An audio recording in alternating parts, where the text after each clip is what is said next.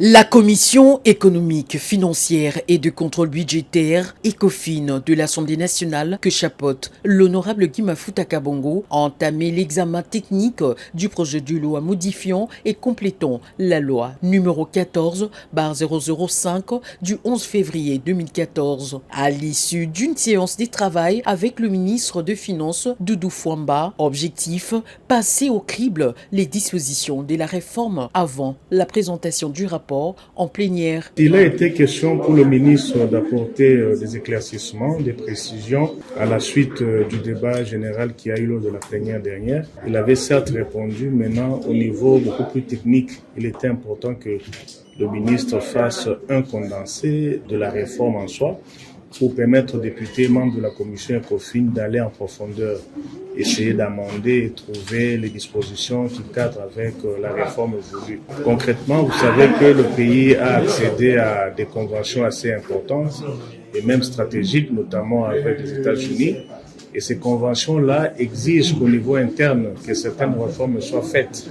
pour notamment permettre à notre environnement fiscal douanier d'être en phase avec ce genre de réformes qui visent des grands investissements, des investissements structurants et très importants. Et donc, il est passé, il a donné les éléments de réponse. Nous, députés de l'ECOFIN, nous sommes restés au sein de la commission pour analyser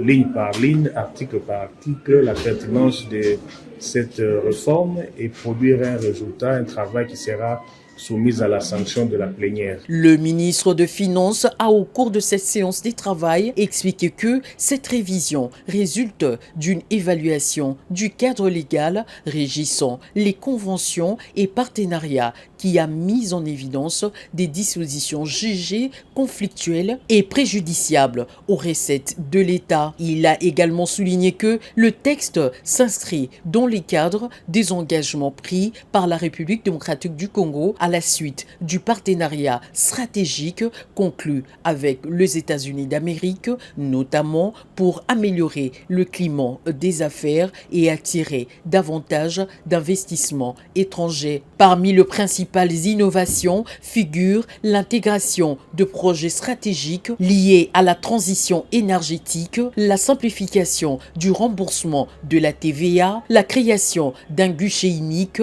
chargé de coordonner la perception de droits, taxes et impôts issus de conventions ainsi que de mécanismes de stabilisation fiscale destinés à renforcer la sécurité juridique des investisseurs. Face aux interrogations des députés sur la constitutionnalité du guichet unique, le ministre a assuré que cette structure ne remettra pas en cause les compétences des provinces. Il a précisé qu'elle fonctionnera comme un mécanisme de coordination associant les administrations fiscales, provinciales et nationales dans le respect de la Constitution à travers de protocoles d'accord placés sous la supervision du président de la République. La commission ECOFIN-CB de l'Assemblée nationale dispose des 3 jours pour finaliser ses travaux avant de soumettre son rapport au bureau de l'Assemblée nationale en vue de l'examen et de l'adoption éventuelle du projet de loi en séance plénière.